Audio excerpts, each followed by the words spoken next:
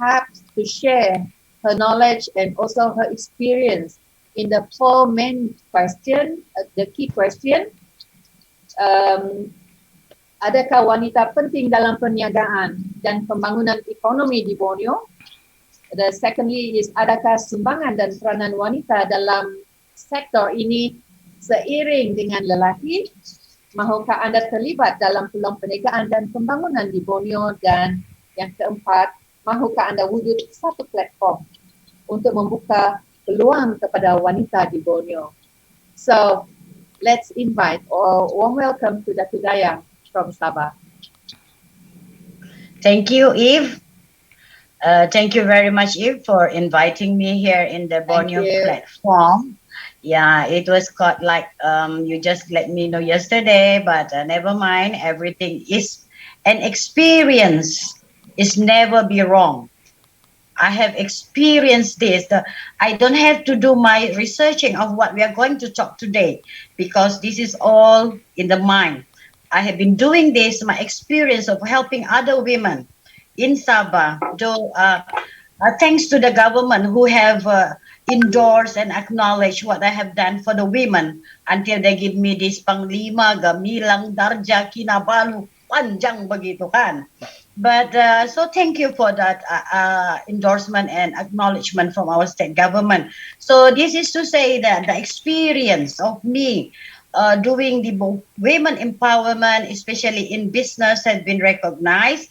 And we thank very much also that at least we are heard somewhere out there because I am very loud.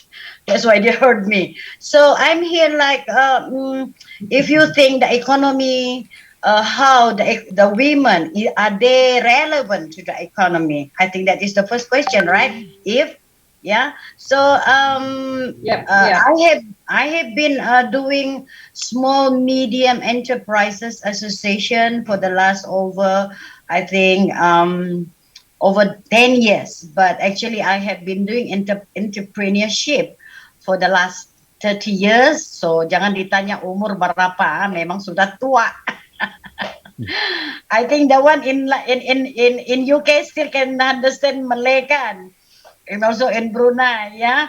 So I have lived that long to really experience all this. So if your questions whether women in economy is relevant in developing not only Borneo, I think for the whole world, they need women.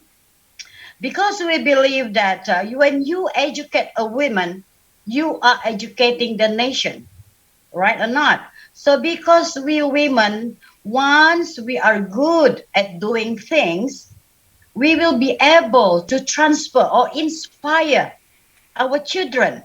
This is what I am very concerned. Why? We need the women to be uplifted in economy, in social, or in anything that she's doing, to inspire not others first, the children first. Because we are looking in the next generation. I'm looking far forward. Why am I helping the women today? Is to prepare the legacy of tomorrow. Imagine if we do not prepare our children now to look at economy, to look how they should be placed in their social values.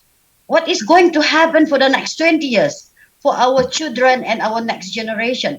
So that is why I am devoting myself all these years to help other women in Sabah, especially those from rural areas. They don't speak English like us. They don't so like global, because they are not exposed to global whatever. Here in Sabah, we need more people like Eve. I think Lily from Brunei, we are welcoming you to Sabah. Daphne and people from London, come back. We can do a lot of things in Sabah together because you need a duplication of who we are. Like we need more of Eve, we need more of Daphne, we need more of those women who can empower women. So in economy in Sabah, as I look, I have been with this women association for the last over 10 years. I see that our women is very, they are very, what do you call this, participating. They are very somewhat they are looking into the economy now, how they can participate. So I am not wrong when I say that, especially with my association, which consists all of them are from all the women from all over Sabah. They ada cita-cita, especially when I talk to them, what the world out there looks like when you hit the international market. You will be like Datu Dayang, traveling here and there. My pool also big. I have big gold because we are like economy. Once the women is good in economy, I think apart from preparing our children, we will also much loved by our husband. Begitu. Beli rantai sendiri, beli cincin sendiri. This will make you have a very good marriage also. Kan? Betul kah? Kalau kau minta beli sana, minta beli sini, memang the husband also fed up with us. So this is the cabaran. We have to look at the challenges now women is facing. Once you are like good for nothing, Allah, I have another woman who can give me money. Nah, matilah kita. So I am also looking at this, the value of being good in economy is also to prepare for us women to be competitive. Yeah, if not so like in the level with the men, but at least we are respected in our own way. So little thing like when you're in the house, when you are good in economy, your husband pun pandai juga macam ling-ling banyak kali ling bah. Sayang-sayangnya okay bah. Tapi kalau balik-balik kita ini minta beli sabun, sabun pun kena beli, tidak bagus lah juga. We are also like, gentle women. We have to show also that we are part of the family who are helping our men, our pencinta wanita to really make life, I think, because life is demanding us to be as such that we have to be good also in economy. Right? So these all prepare us for a very good community at the end of the day. So I think not only in Sabah, I think the whole world need a very good women who are good in economy, one who can also develop themselves, the family, and the country as a whole. So I think we are not wrong when we say we want women's power, we want women empowerment, because not so many are having the spirit like you, like the four of us here. Some of them still having that pride. Oy, ako kalau pergi keke, susah ini ako. Mau pakai kasut tinggi ka, mau pakai baju macam mana. There are a lot of fears among these women. So me, I'm always talking.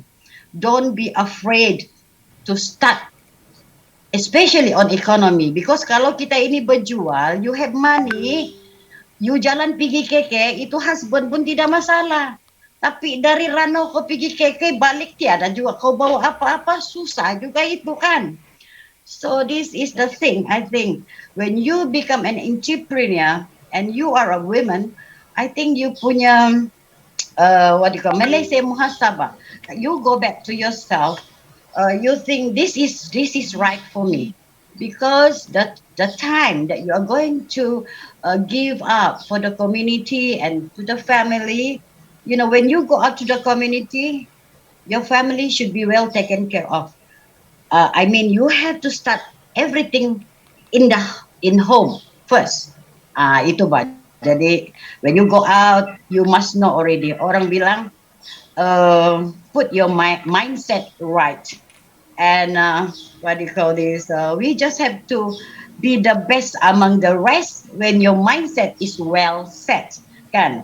Tapi if our mind setting semua pun tidak boleh ini apa ini, we have a lot of cabaran actually. I think in conjunction with this year Women's Day celebration, our team is choose to challenge. Melayu bilang mendepani cabaran. This is it. We have not the world have not known that women are always with challenges. Right or not? You agree with me or not? We are all the way facing challenges because we are a wife, we are a mother, and at the same time we also want to be competitive with the guys. If you are doing business, you have to do your best. We have to present ourselves at our level best. Then orang mau tengok. Kalau kau macam makcik-makcik biasa, those people will say, okay, makcik, Well, we don't want that machi title. We want Madam. Madam Daphne, Madam Lily, Madam Eve. So I mean, we must have this cita-cita orang bilang. We must be dreaming out of Sabah, out of Borneo. You see, you are all out there already in UK, in USA, in everywhere. So I am very happy that Borneo platform is able to find all these people with their radar. I think thanks to digitalization as well, whereas we can be talking like this, whether wherever we are. Actually, I'm in a hotel room. I'm not at home. So you are in everywhere, but we still can do this. So that's why this year, with our Choose to Challenge team of the International Women's Day, on my side, I am looking at what Sabah need to not to confront the challenges, but we have to be prepared the challenges which gonna bring the changes.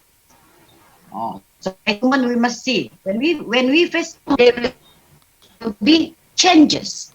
So make sure the changes that we are going to do is a positive change. So that is why I always advise the women to come to me, if can cry to Eve can cry to me over the shoulder, something like that, in an association.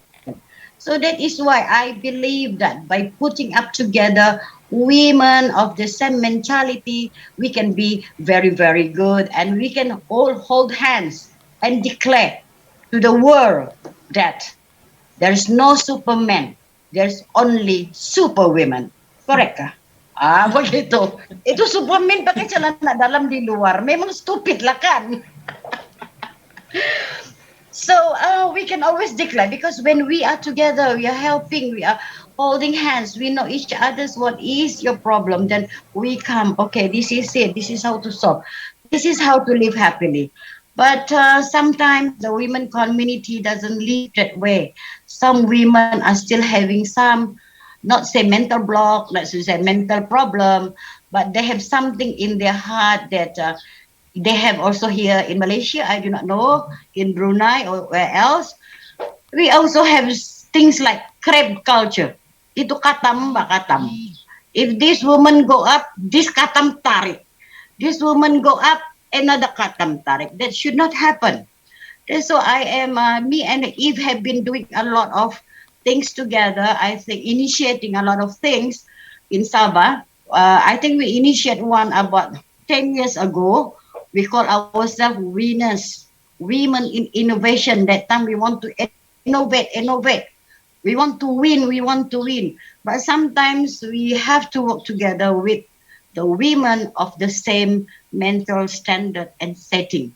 Kalau tidak, susah juga kita ini. That's why I talk to the women. Once you want to do something, focus, be positive.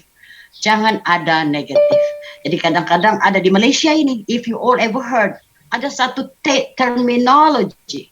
They call it membawang, pembawang. This one should not be here already. So among us, the women, these are the things that we have to correct. The crap culture, the talking here and there. If you want to have a platform, the platform should be very, very conducive, in goodwill, in good spirit. So everybody will be peaceful. My pearl can be big. You can also buy the same. Not if I have pearl, you already sakit hati. That should not happen. Right? So among us women, we should also be correcting ourselves. That's also very important. Because if you want to be competitive, you want to have a platform, you want to develop yourself, you have to prepare ourselves first. That is very important. Kan? So, if sudah habis ke aku punya masa atau kita mau cakap lagi? Okay. So thank you. Thank you, Dr. Dayang. I think it answers the four question. Yeah, okay. Yeah, it's very inspiring what you have shared based on your own experience. I still remember Dr. Dayang back in 2014 when we were sitting together and we had the discussion to do something for Sabah that time. Therefore, we founded the Sabah Women, Innovation. Women in Innovation of Sabah. Yeah, and over the years, each of us we went to our own direction, but we work somehow together, but in our different platform. So this is actually the I feel the model that we all women can also do, no matter whatever platform that you are doing, as long as you're going to the same direction and you are lifting each other from your own platform. I think that's also towards development that what we want. And now, when we look at the bigger picture, the whole Borneo, we have Lily in Brunei, and we will have also our friend from Sarawak and our Kalimantan friends. It doesn't have to be same platform, but as long as we are moving towards the same direction, I think that also something, a model that we can do. Now, what I can pick up from Dr. Dayang just now, say that life is not to confront with challenges, but need to prepare for the challenge that we have now. And we are not really want to bersaing dengan lelaki, but at least we move towards together. Am I right, Dr. Dayang? Yeah. Okay. Right. So I open this session to the audience. If you have any question to Dr. Dayang, there will be about 10 minutes for you. You can raise up your hands and you can ask directly to Dr. Dayang. If you have anything pertaining women role to Dr. Dayang, yeah, please. Anyone? Datuk Dayang, this Right. is... So before any question coming in, I would like to invite the audience once again, if you may, to rename your name and to put your location so that we may know where you're from, where you come from. Like we have Ati from India, USA. We have Patricia from KL. We have Daphne from PJ. Lily Brunei, SSJ Penampang, Farouk from Scotland, Esther, and Nur Latifa. We would really like to know where you're from. Welcome, Lipu Moy. Welcome again, Nyuk Pangi. Valerie, welcome again. Nice to meet you again in this forum. All right. Shan Lijian, welcome. Yes. Apology, I cannot raise my hand. Yes, can. But I'd like to say something or ask a question to Datuk Dayang. Yeah.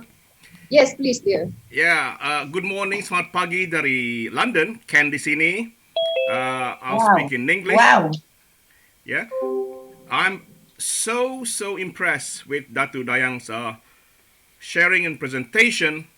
I can't help but to notice the very clear distinction of her version of so-called feminism, if I may use that word, and the Western feminism.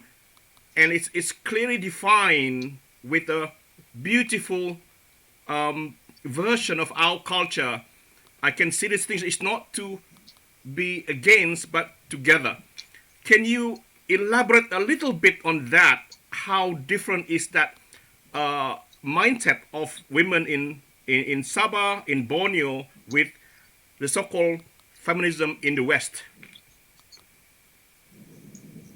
Yeah, thank you for the question and thank you for angkat my kaki if you understand. Okay, I think at the end of the day, with the recent unprecedented pandemic of the COVID-19, I think the whole world was put into a stop. Not only in Sabah, but I think in UK itself. And you know, this pandemic have done a lot. I do not know. If you are a human being, you are coming back to yourself, especially on being a woman or being a mother or being a whoever you are, a man also doing what? Who are you? God sent you.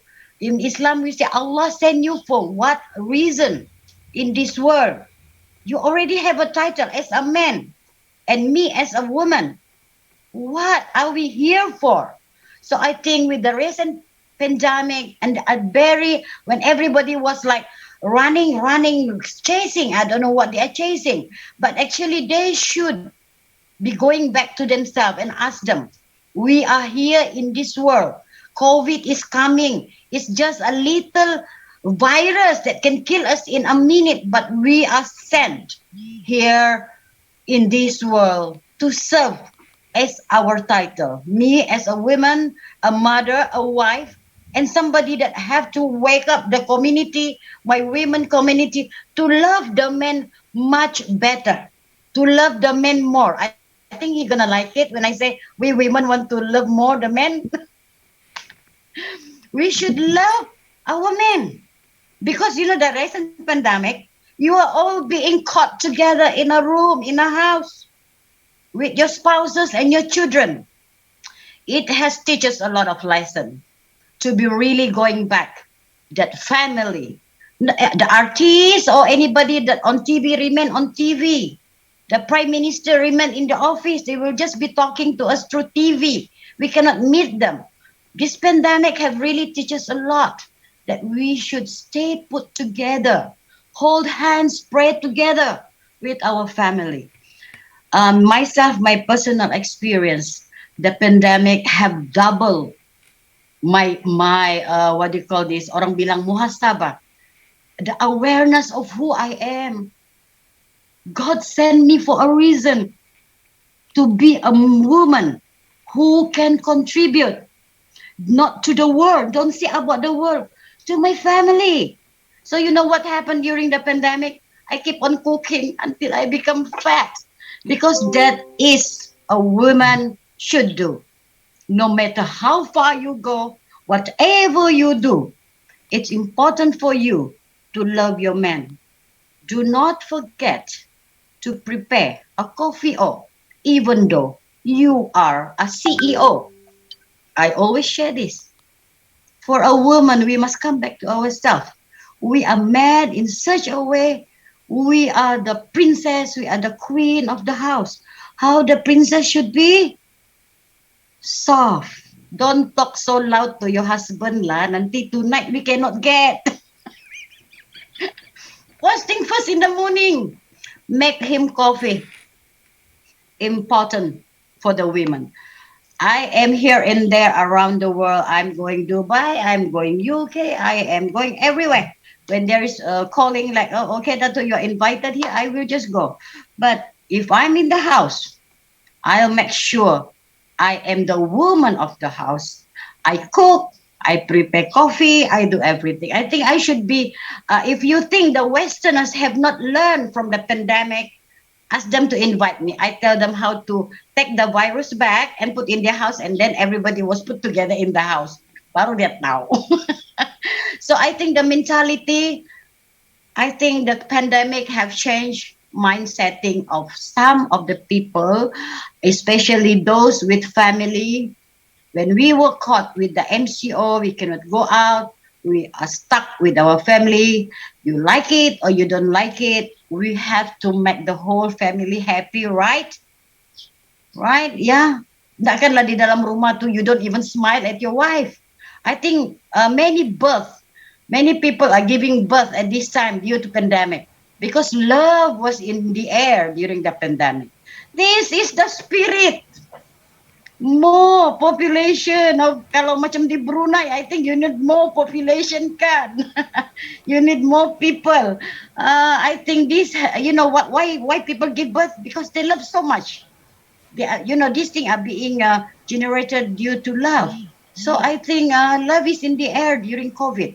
So I think for the Western mindset, I do not really stay in UK or in anywhere around the world. I just visit them. I don't know how is their mindset about family, but I think I was a bit like in Australia, in New Zealand. I see orang punya familyism, if you say just now, is very thick also. They are going back 6 o'clock petang already at home, but it doesn't happen in Kuala Lumpur. Everybody's still having yamcha or yeah, bottoms up until morning the night.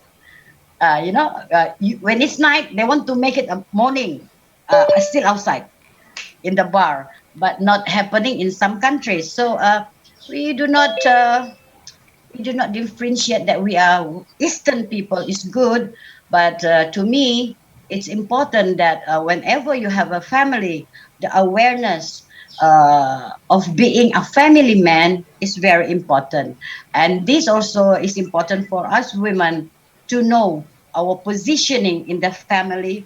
Macam I cakap tadi, our experience of the COVID-19 is good enough to make us position. We go back to the kitchen and cook a lot of food and become fat like me.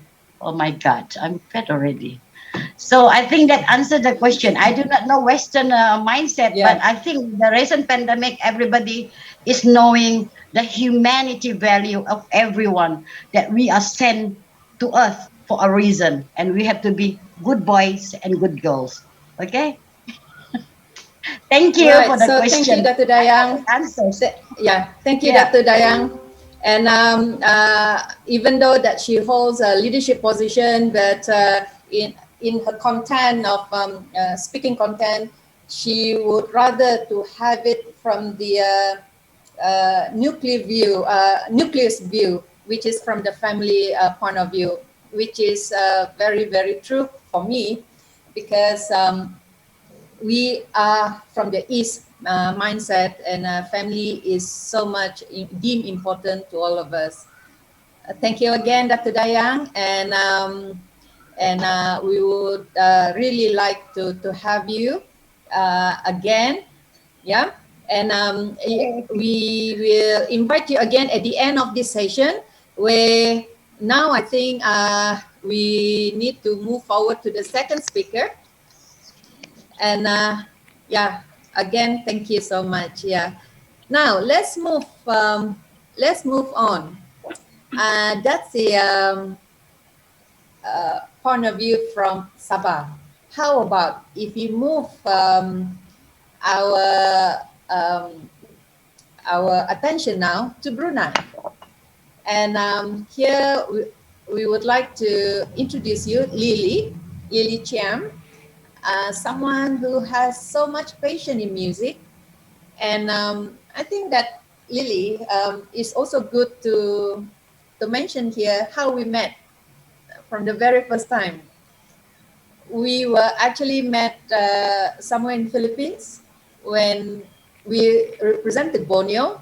She represented Brunei, and I was representing Malaysia at that time, from Sabah to Manila fame. And we met inside a van. Am I right, Lily? Yeah, I think in the hotel. Was it in a van where? Oh, was it in the hotel? Yeah, where all the speakers were grouped together. Yeah. And Lily, that time, yes, representing Brunei, to also discuss on her experience, her knowledge in bringing up their creative industries in this region. So since that time, 2017, right? Was Yeah. it 2017? Few years. We've been keep in touch over the time. Never met since then, but now we are meeting back. Correct. And I do feel that Lily is the right person to be featured here in Borneo Forum, especially to perhaps share her views on the 4 key questions pertaining women in Borneo. So, without further ado, let's welcome Lily from Brunei. Thank you. Lily. Thank you, Viv. Thank you for the wonderful Right. privilege. Thank you for the wonderful privilege that I'm able to share with every one of you regarding this woman, what woman can do. Now, ever since I was young, I love music so much, and I always have this mindset that I'm going to be a musician. Though from a Chinese family, my parents were very against like being a musician, saying that being a musician you cannot really make your living out of it. But I had a mindset. I have a very strong mindset that I will be a musician because I am a pianist and I love playing the piano. And from there, I developed myself and went to Canada to build my studies. And I noticed one thing in the community. Being in Brunei here, a lot of children love to play instruments, but many a times children go through the hardship of learning the grades, like from grade 1 to grade 8, all the way to diploma.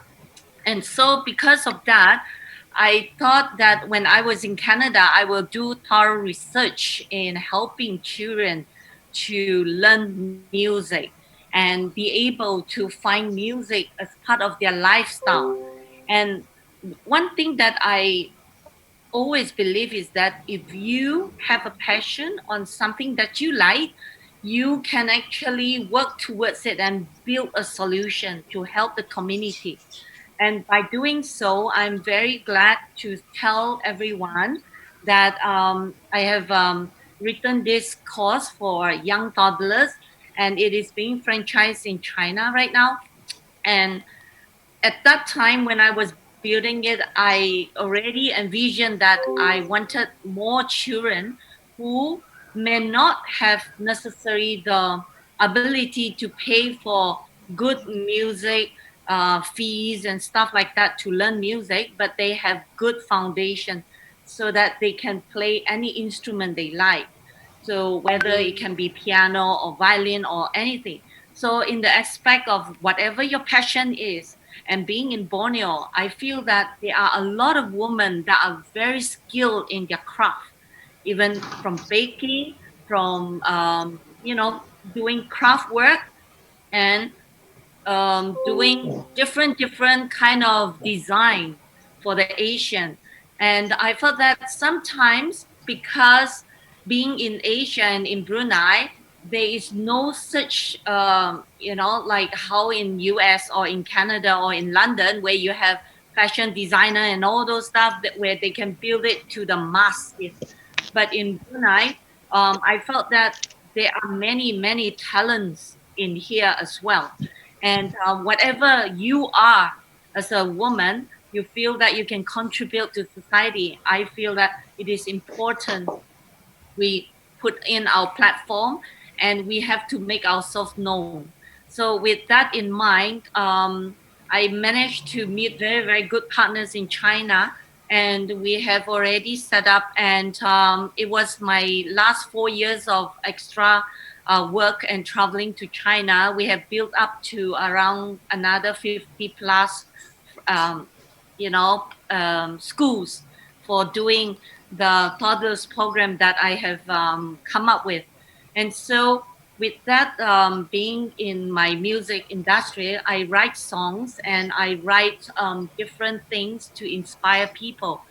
And you can actually check from my website, www.lilycharm.com, and so you can see some of the things that I try to do and try to inspire and try to make myself relevant in the community. Because many times a lot of women, we are soft spoken and we like to be in the background, and we will let the men go forward to do what they need to do. But as I'm speaking here right now, I always feel that woman has the capacity and has the ability, can be as equal as the man or can be more than some men. You see, not all men, but some men. And so I think women's voice should be heard, and women should continuously, um, make themselves known with whatever they are gifted in. And by that, they should establish themselves and come out to different platforms and let everyone in the world benefit from their craft, from their talents, from their skills. And so I myself have a family with 3 children, and my three, two girls and one boy, they also have their own music written, and it's also in the Charms YouTube. You can always watch them online as well. I myself also have a YouTube link and in Spotify, as well as in Tune, um, in different platforms to share my music to people, and also through my website as well. And I do get a lot of university professors. I meet them every year because I represent Brunei for the CDOM, which is the Southeast Asia Directors of Music. And I do have professors who talk to me and say, it's a challenge when I myself am a musician and I'm trying to teach music to my own child. And so as a woman, as a mother, you understand that when you have a good skill, whether you are business or when you are in certain skill, there will be a time when you find it like, will my child or will my children take after me? Will they follow in the business that I'm going in? Or will they go into the trading that I am in? And so a lot of parents, they always feel that, hey, it's very, very tough to teach your own children. And they can rebel what you are saying and what you are thinking. And so a lot of mothers would have agreed with me and say that it's not easy for me to really uh, like teach my own child to understand this product or to understand this skill, because they also have the right to choose what they really love. But one of the things that I must say as a mother, I do devote my time beside being a business woman, or being just teaching them how to study well in school. I myself, I spend time to nurture them in the music area, which I hope they will really find it a joy. And so by doing so, by putting those time into their life, and I felt that now when I see my 3 children loving music and being musicians, the first one, she plays the piano, and second one is a singer, and the third one is a composer. And so 3 of them, and the singer, the second one, also acts. She likes to be an actress. And so like I just find it so fun, and I was so happy as a mother, because my children are going into the field that I went in. And I felt that in this field we bring joy to a lot of people in the community. We help many, many other families, and we create platforms for them to perform and to build their skills. And so by doing so, I have my 3 working together with me and my team of all the teachers that work in the schools I have. And we really enjoy helping and building the community in that sense. So as a woman, I felt that I always talk to my husband. I say, I want to say that Brunei should thank you for bringing me back from Canada, because I'm supposed to be in Canada and you have asked me to come back to Brunei to make an impact. And so wherever each woman are, I felt that you can play an important part in your community, in the field that you are called for. Just like Dato Dayang just now was sharing how important, how we treat our husband, how we treat our family. And as husband, she was saying that you have to love your husband, you have to make the coffee. I love my husband. I don't make coffee for him. I told him you have to make it yourself. Why? Because I'm so busy as well, like you. But You see, that's a different mentality. But I always tell him I respect him. And as a wife, I feel that respect is very, very important. And I tell my husband, I say, I always respect you. Not only I love you, I respect you in whatever you do, whatever decision you make. And I'm here to support you. At the same time, I also feel the great support from my husband. And so, from every woman point of view, I think it is very important that even if you will grow and you become successful in your business or in everything, you must always talk with respect to your husband so that by doing so, two of you are united and your children will look at it and will follow your path and will be able to be respectful in the community as well. So sometimes we don't just talk gentle, but sometimes we may speak with louder voice, but they know we love each other, we meant the best for each other, we respect each other. And so children also understand and follow that. And with this, I find that every woman has a voice, and you need to stand up, and you are a good example to your children and a good example to all the people who you are with. And so you can also influence them directly with the way you behave, the way you make decisions, the way you speak. Because I always feel that it is important to grow yourself and build yourself up, that every time when you look at challenges, you don't get defeated. You don't feel like, oh, why this happened to me? Why this? No, we shouldn't be like that. We must always find like challenges are every day. You have to be an overcomer. And at the same time, you need to build your level so high up. You have to see which solution I'm going to choose. Solution 1 or solution 2 or solution 3. So you think of solution. You don't need to keep asking why this thing happened, why this person behave like that, why this person. But you have to grow yourself and continuously don't look at K-drama too much. I always tell everyone because that really wastes a lot of time.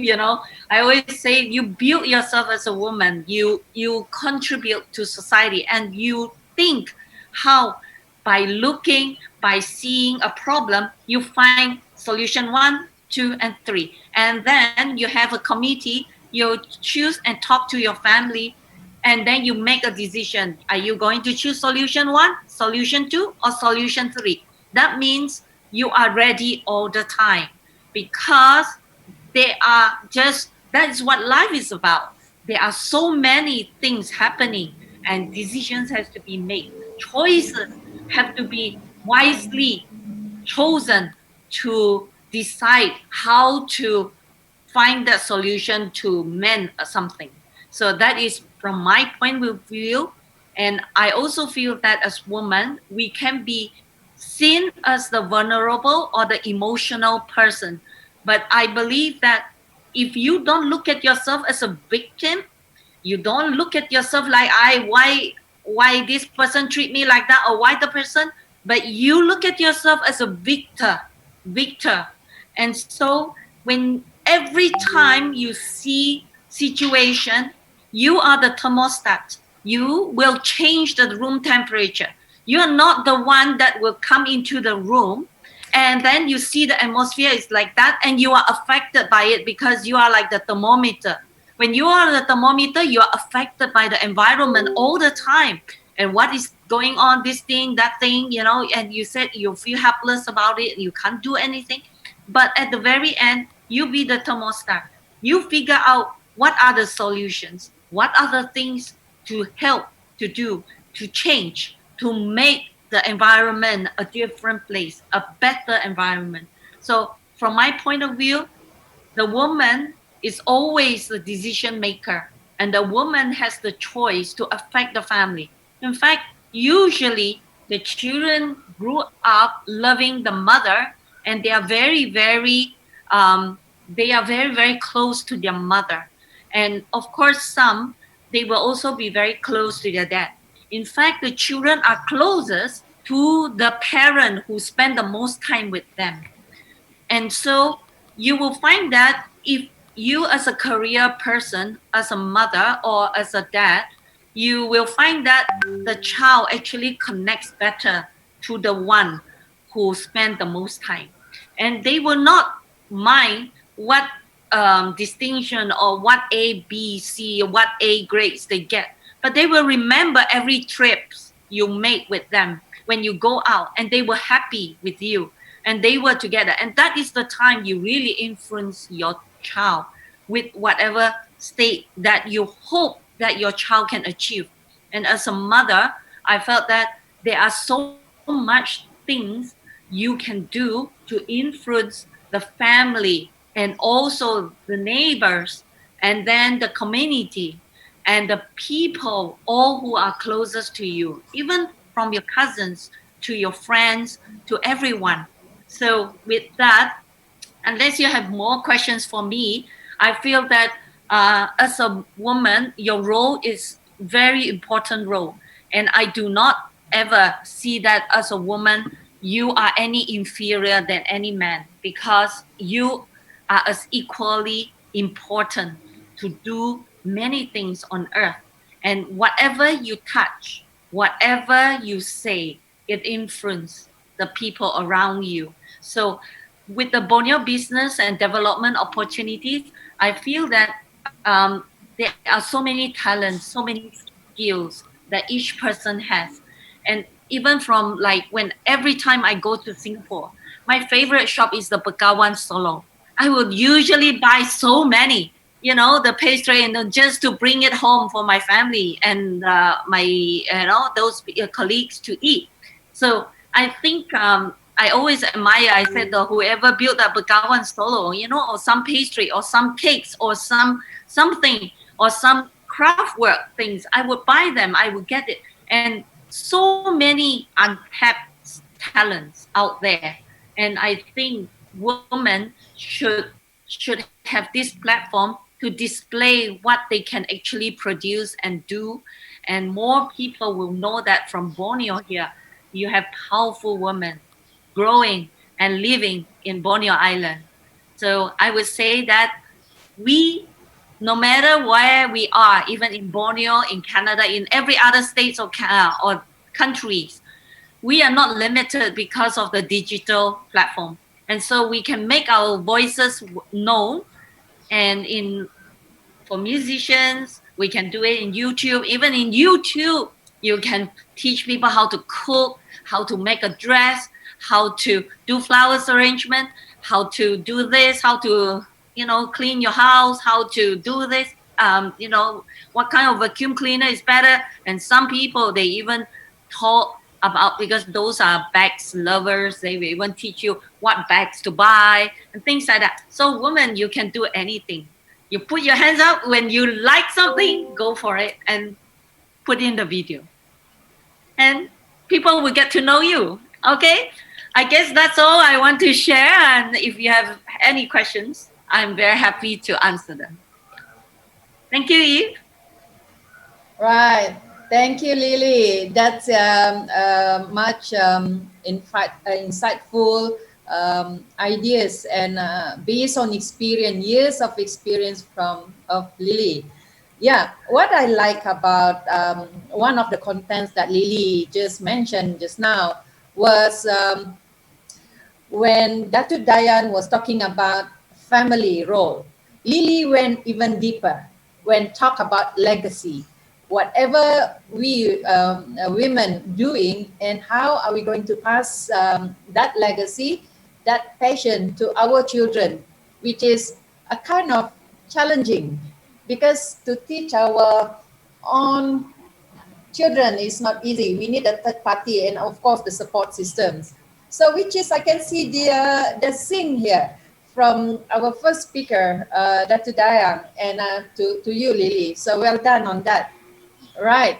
And also something that what I like about Lily just mentioned about, like, yes, there's a lot of talents in Borneo, And what we need to do as women, we need just to tap on any opportunities, regardless of like whether it's offline or online. And now even better, when we have a lot of platform online, our talent can just be on air, either it's live, recorded, or whatever means that we want.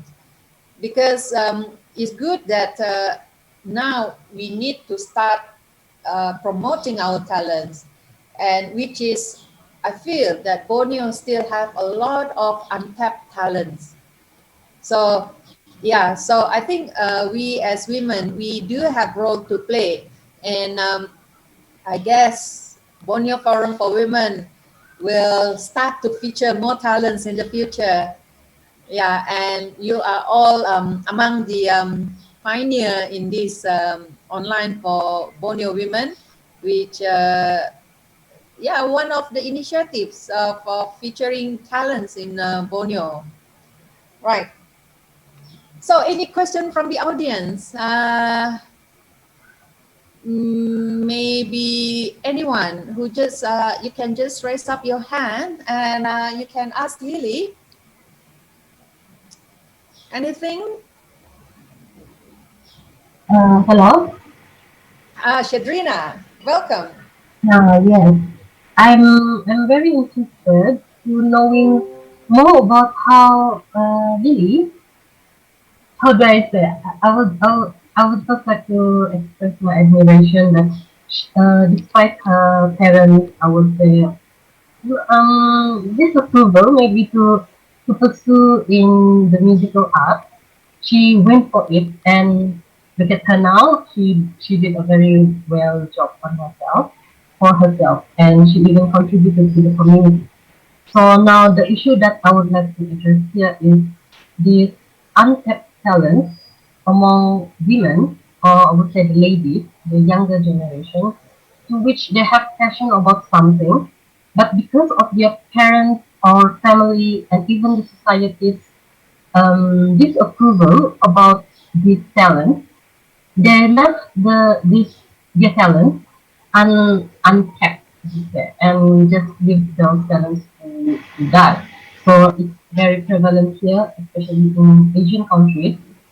Okay, they keep it to the Borneo where the parents want the children to have, I would say, a respectable career, just going for officers or becoming, government servants, and they don't really agree on pursuing talent and passion because most of the time talent and passion do not sell well.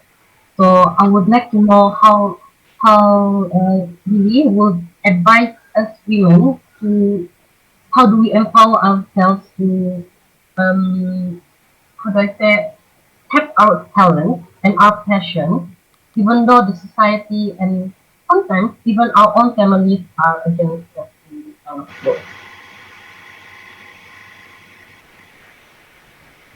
Um, if you are able to say what Cedrina was sharing, can you type up the questions to me, because the wordings are quite blurry from my side. I couldn't really hear what she is saying. Yeah, Mm. like her questions. If can rephrase it for me so that I can hear it clearly. Oh, okay, okay, I see. Um, how do I say? Uh, what is your advice for young women who are afraid to pursue their passion in fear of what society and sometimes even their families would disapprove of it? If could you repeat what she was sharing? What question she was asking, or Um, someone can say?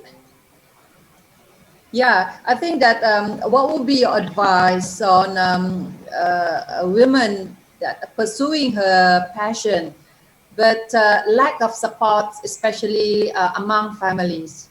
Am I right, Chidrina? Yeah, Yes, that's quite Okay. correct. yeah, okay, yeah. So what would be your advice? What I went through was that I funded myself. I find ways to I did some other works And what I did through myself is that I really work and try to gather whatever amount that I can save to pursue my career. But what I know is that for there are certain passionate, talented young individuals, they would they would meet and talk to different people. And there are certain organizations in your country, they actually support talents. But because of the talent, sometimes they only choose certain people. You need to go for audition, you need to go for interview. But I believe in one thing. If you really like something, you can do some other work to find the finance to build yourself to get there. And so there may be a delay of years, but your target must be so clear that you will still find the finance to get there. Yeah, you have to do multiple jobs if you have, but you target it like within 3 years or 5 years. I got to accomplish that. And most of the time when people go into the first year, they actually also do part-time or work part-time, and then they can continue the second year or the third year, whatever diploma or university they are going for. So it depends how much you want to go for it. So I don't believe in people saying, because my dad cannot afford or my mom cannot afford. But I have seen so many people work their way to get up there. Yeah. It's how much you want to work to get there. Yeah. I hope I answer you. Yeah. Yeah. Is that right, Shadrina? Yes, thank you. That Find is a very way. helpful. Right. All right. Thank you, Shadrina. And is there anyone would like to ask Lily before we move on to the next speaker? Yeah, I think we are good. We are good. All right. Now let's move on to our third speaker, and she's Cheryl. Cheryl came from Sabah, but now lives in UK, and she was from the financial services when she was in KL, and she was a banker. And when she moved to UK, she is doing her own business. She does trading, and when she came to our Borneo Forum the second, and she managed to she was able to talk about what she's doing currently doing for in UK and also for Borneo. And therefore I feel that this is also one of the study case that Borneo Forum would like to feature study cases like this. And yeah, because this is the month for women, and she is now privileged to be one of our speaker uh, to share her knowledge, to share her experience, how Borneo abroad still can do something to Sabah or to Borneo as a whole in bringing in development, and not only to her side in UK, but also to the people in Borneo. So therefore, we bring you Cheryl all the way from UK. Please, Cheryl, you're welcome very much. And yeah, the stage is yours. Okay, thank you, Eve. Hello, everyone. Selamat pagi semua. I'm now in UK. Dia punya masa pun 7:45. So my presentation will be a mixture of English and Malay, just to give the audience a bit of dual language. But at the same time, I've done a little bit of homework last night to do some PowerPoint presentations, if you don't mind. Let me share my screen first. All right. Yeah. Ken, do you mind to help out the screen for Cheryl? Yeah. Hold on. I'll make your co-host, Cheryl. Thanks, Ken. Okay, you are co-host now, so you can share. Thank you. Thank you. Uh,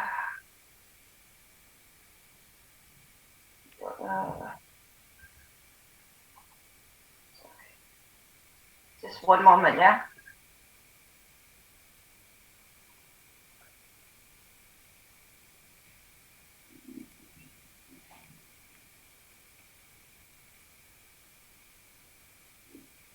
Just bear with me for a bit.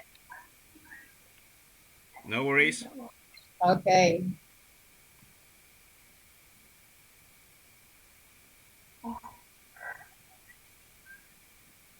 I can't seem to find my file. Okay.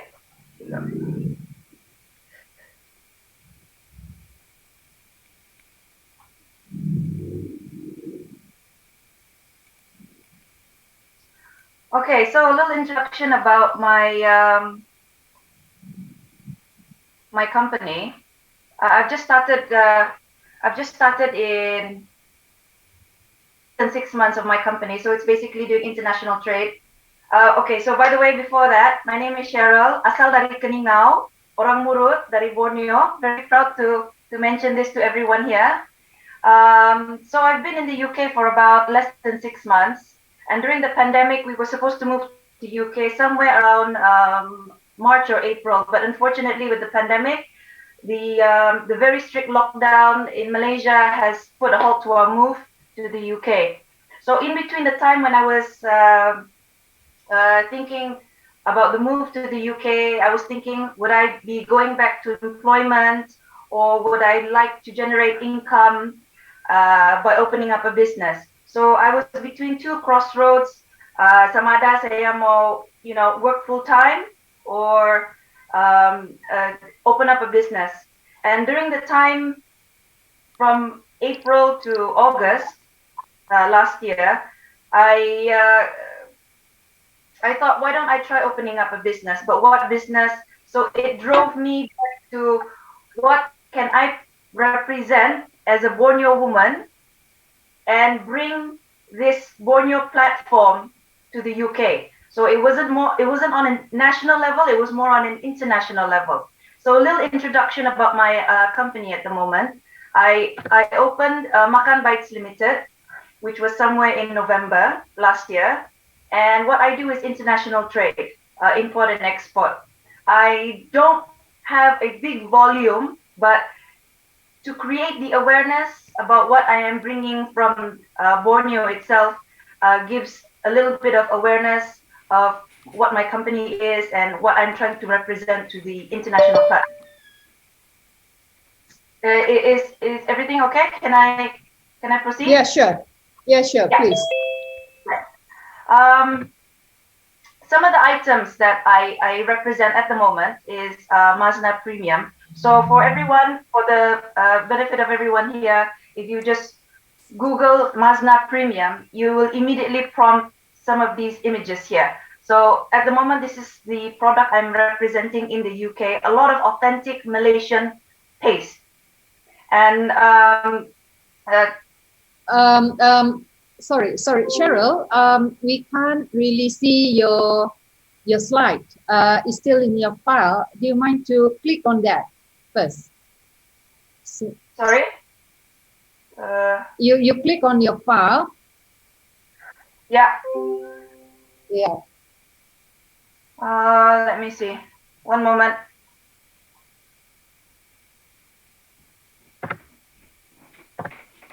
You cannot see, is it? Oh, Yeah. sorry.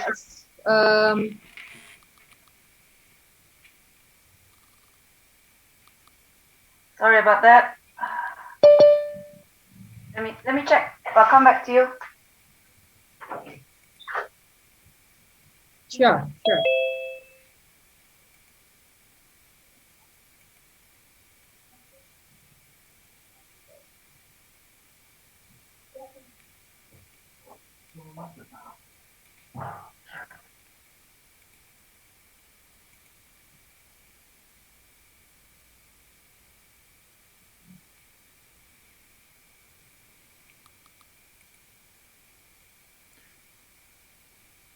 while we wait for Cheryl. Okay, good. Yep. Yeah, yeah. Okay, all right. Now can, yeah.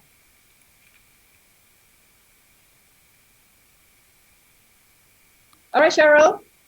Yeah, sorry about that. It's all right. Yeah.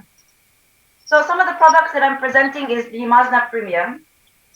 I'm sure you have your handphones with you. So if you just Google the Mazda Premium, it will come up with a lot of authentic Malaysian taste. So this is what I'm representing at the moment. Some of the other products that I am also representing. Can everybody see? Yeah, yeah. So the other brand that I'm also representing is called S2, where I am importing 100% Gula Melaka. It is one of the um, products that my company has researched on. So during the months that I was thinking about what I was going to do at that time of last year, I did a lot of research and a lot of soul searching about what can I bring to the United Kingdom and put my presence there. We also have Mazna and also 100% pure Gula Melaka because I found out from the research that I have done, Gula Melaka is normally from Thailand. It's normally from Thailand, and if it comes from Malaysia, it is 80% pure. It is not 100% pure. So this is what a lot of the locals here in UK, when I say locals, I consider a lot of the Asians here who have already been living in the UK. A lot of them are unable to get these kind of products, these authentic products to the UK. And the beauty about this is that we were able to find a company to manufacture Gula Melaka, and its origin is from Sarawak, Borneo. So if you look at the product description here, this is just a brief idea. The sole ingredient for this item, for Gula Melaka, is the coconut itself, and the manufacturer and the origin, as you can see.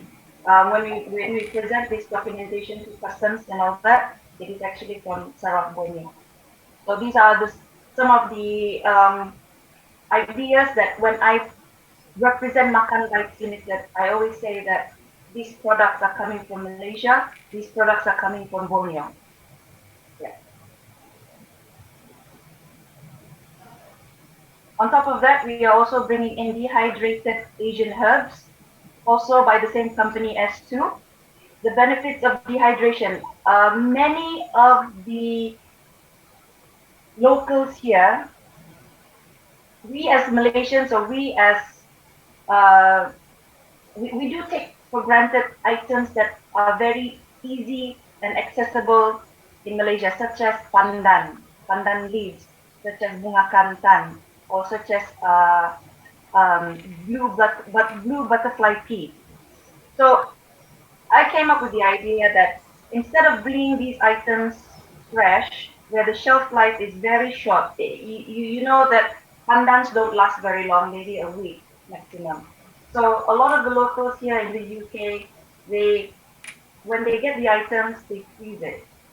But with technology and with a lot of discussions with suppliers in Malaysia or in Borneo, we we were able to look into the dehydration process because the dehydration process is seasonal all through the year. Because sometimes bunga kantan, for instance, for example, bunga kantan is only available during seasonal months.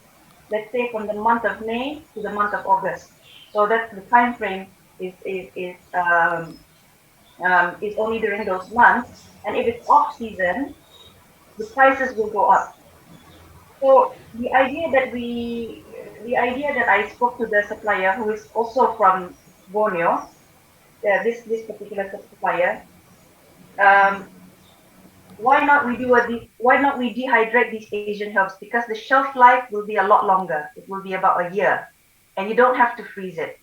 And the ratio for dehydration ingredients is 10:1, which means that, for example, if you have 100 kg of pandan leaves, once you dehydrate it, it becomes 10 kg. So if you look at your kitchen cupboard or your kitchen pantry, let's say you have, for instance, another example is turmeric. So the turmeric is a plant base, which is a root plant. But once you dehydrate it, it comes into a powder form. So the same concept applies to pandan powder, dehydrated bunga kantan, and also blue butterfly pea. So this is what I'm representing at the moment. And on top of the dehydration process, it helps to maintain all the nutrients. It doesn't take away any of the nutrients. It is still 100% plant-based. And on top of that, it is portable. So I have a few suppliers from Borneo that are helping me create this and then bringing it to the UK. Yeah. And the other company that I am representing here in the UK is My Blue Tea, which is already ongoing. We are selling it to retail customers. They manufacture this in Sarawak. I think it's Daku in Sarawak. So they specialize in dehydrated ginger torch, butterfly pea, and pandan leaf powder. And it is fast moving. It is very fast moving. What My Blue Tea is, it is actually an Australian-based company, but it is owned by Malaysians. So the partners are all Malaysians. The manufacturing company is in Sarawak. And what they do is they help a lot of Borneo women. They create a lot of jobs to do this. They have created a lot of jobs.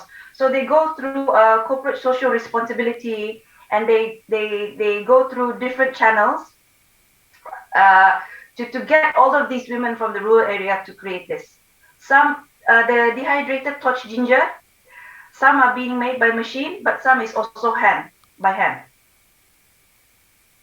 Yeah, so these are the women from Borneo creating this, and because of technology, it has helped us a lot to create the packaging and also represent this. This will not sell in Borneo, I can tell you, but it will sell in the international platform. It will sell. Okay. So another item here is noodles that we Asians always crave for. You can eat it during breakfast, lunch, dinner, supper, anything goes for this one. And some of the I am also the sole distributor in the United Kingdom for these particular products. Masna, Kihyong, S2. S2 is from Borneo with the dehydration herbs. So these are some of the brands that I am representing in the UK.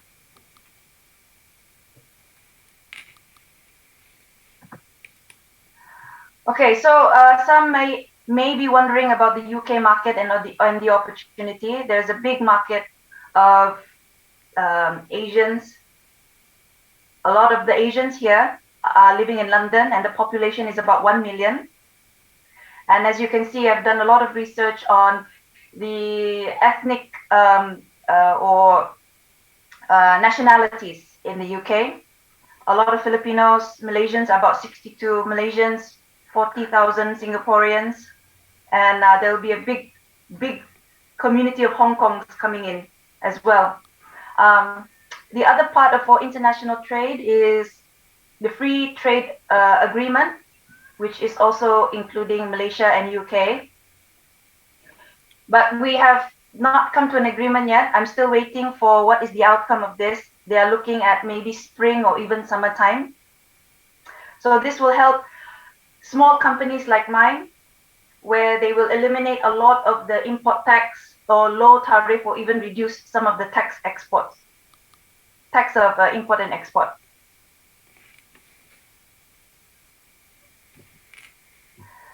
So coming back to the next slide, which is some of the tips and experience. I'm still looking for a lot of opportunity. I've been talking to a lot of Borneo companies.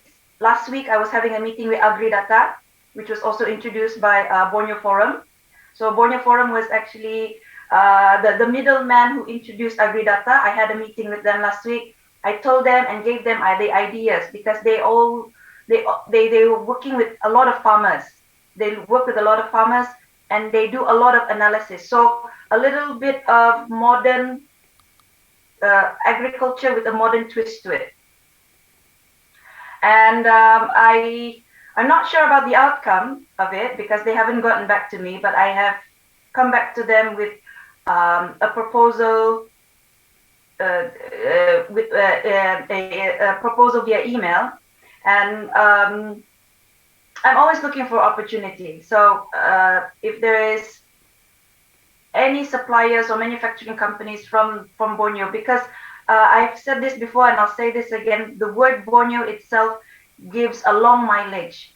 So if you're looking at going international, you don't use Sabah, you don't use Sarawak, you don't use Kalimantan, you don't use Borneo, you don't use Brunei, sorry. You use the word Borneo because you are touch base with Asians, you are touching base with the locals here in the UK as well. So I'm very happy, very proud to represent my Borneo heritage and where I come from. Every time I tell them I am from Sabah, I am Murut, and everybody's like, what? And I give them a little bit of background about what my culture is all about. Some tips and experience coming back to this international trade. I have met a lot of suppliers that have potential in their product, but they don't fully meet the UK food requirements, or they're not fully certified for export purposes. That is one of my challenges. Sometimes they say, oh, I want to do egg noodles. The idea of egg noodles is great, but they need to do a lot more research. And for UK food requirements, egg or dairy product is not allowed in the UK from Malaysia, unfortunately. So it comes back to the drawing board, and then they have to think about what other things that they can produce or come up with. So that is my challenge as a small startup, because a lot of them have a lot of ideas, but when I come back to them, they said this will not. Then I have to find another supplier and another supplier and another supplier. So this is why the process for international trade is longer than normal. So with COVID, with the pandemic, with Brexit, the congestion at the ports, it does not help things to move faster. It's very, very slow. But I'm very grateful that I'm able to represent some items, some products that come from Borneo itself, such as the dehydrated ginger torch. And in fact, my company has done also research that the soil in Kalimantan itself is very good for premium ginger torch flower. It will come out very pink, very bright pink. But the soil sometimes in West Malaysia may not be so suitable. It will become light pink. So for bright pink, that would be a very good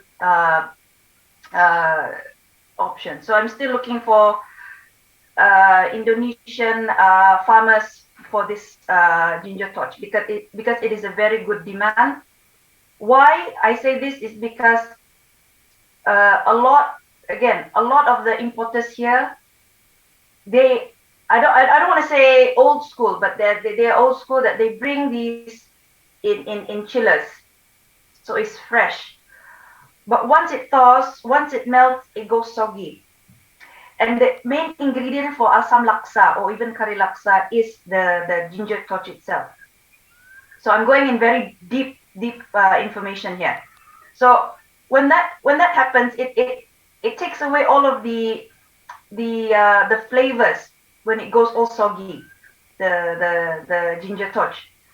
So when I think very deep, how can we create something that we can even tanam di belakang kebun, di belakang rumah, but create something else, the same item, but in a different form.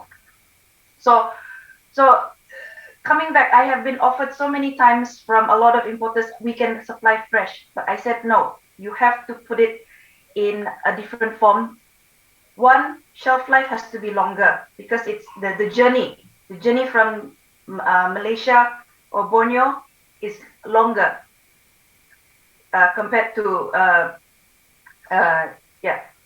And another thing that comes in mind is that there are no shortcuts in international trade.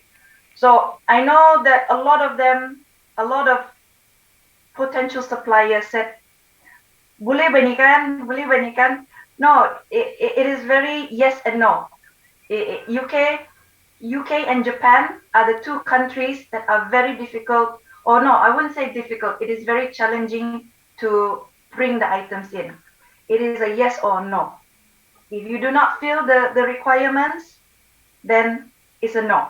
There is no maybe, no. So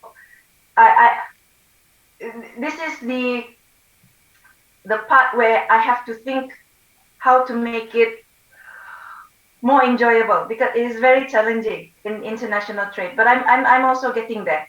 Another thing that I always like to tell the suppliers is make it authentic. Like I said earlier on, Mazna is a very Malay authentic taste. But the beauty about Mazna, it is made of dry paste. It is powder. So if you go to the supermarkets, you will see a lot of the wet paste. But the beauty about Mazna, it is dry, and the shelf life is longer. And number two is it is vegan. It is suitable for vegetarians. So the market is a lot bigger because it can be consumed by who are not vegan and also vegan. So the market is a lot bigger. And on top of that, it is gluten free. So a lot of I don't know, I don't want to say orang putih lah, but a lot of the locals here, they are allergic to a lot of things. So there are things that if you take the opportunity to really do research, the product can really go into the market if you really do proper research. So Mazna is also authentic, but with a modern twist. The dehydration ingredients or the Asian herbs, they are authentic because you have to put the ingredients into your asam laksa, you have to put your ingredients into your baking, but with the dehydration process. And the third tips, and based on experience, is do not limit yourself with one supplier. So that's why I am always continuing to have meetings with suppliers, potential exporters. Now with COVID, now with Brexit, most of the items that I import for Mazna paste, this one is ongoing, is from Netherlands. Although it is Malaysian, but the warehouse is located in Netherlands. For half a pallet will take about 2 months because of Brexit. And so where I'm located in East Midlands. The journey from here to Netherlands is only 1 hour flight. It's like KL Penang. So which means Sabah to KL is a lot longer. It's only a 1 hour flight because Sabah to KL is about 2.5. Yeah, because of this, the items come 2 months later. So this is another hiccup because of Brexit. But congestion as well. Congestion, as you know, that there is a big container in the canal which is stuck because it was blown by the wind. This was recent news yesterday. It has cost 9.6 billion. So when a ship is stuck, it will delay the other ships and it will create congestion. But because of Brexit as well, a lot of the companies are not able to meet the proper documentation, also will create delay, also will create congestion at the ports and custom clearance and all that. So although it is challenging, it is now a good time to plan things. because of the congestion, again, because of the congestion, which I'd like to highlight, it has created 80% increase in logistic shipping. It has increased by 80%, making prices for wholesalers, for distributors in the UK it has forced them to increase their prices for 2 to 3 times. So on average, the prices for Asian products itself in general are at a premium. So for instance, now, if you buy gula melaka now in the UK, it would be £2 to £3. But with the logistics, it has increased to £5.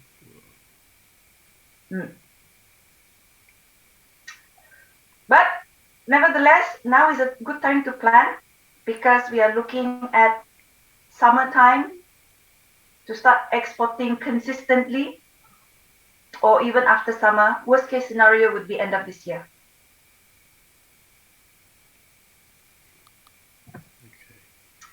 So that is my presentation for today. I hope. So if anybody would like to connect with me, I'm on LinkedIn, so you can look for me on LinkedIn. This is my link, and you can also look for me, or you can scan the QR code in the event that you want to connect. Thank you, Eve. I think that's all for my presentation today.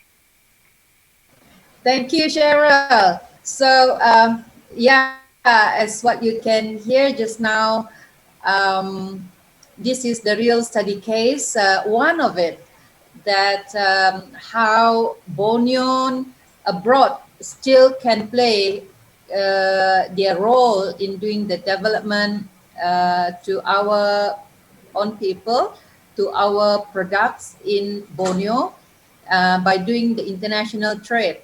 So this hopefully to inspire more women, especially who is in business at the moment, to perhaps if they are interested in international trade, so this could inspire them. So yeah, so the real study case that we have presented here in Borneo Forum for Women. Now let's open the floor to the audience who wants to ask anything pertaining to what Cheryl has mentioned just now. So anyone, and I think Ati from US, if I'm not mistaken, you are doing similar thing. Anyone who also women in trade, let's utilize this platform for you to be featured here.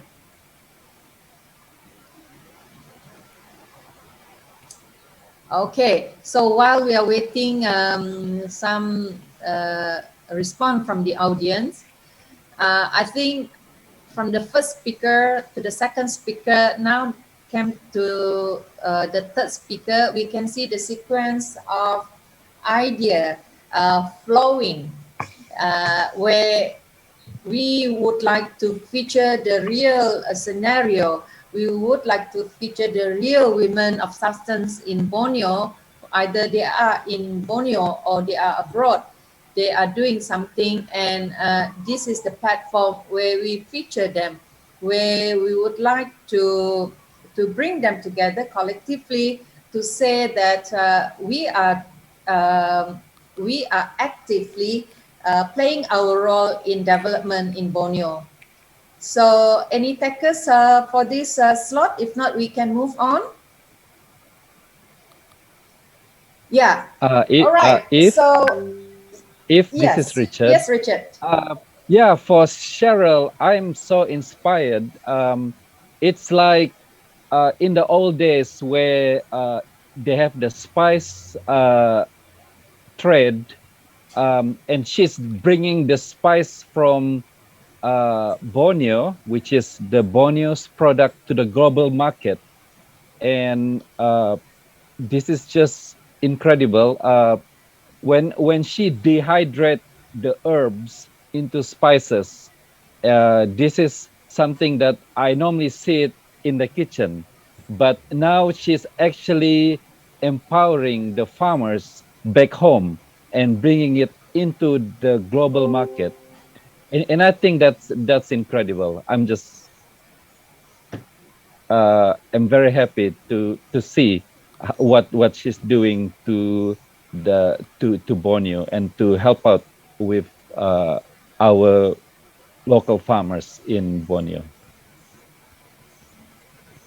All right. Yeah.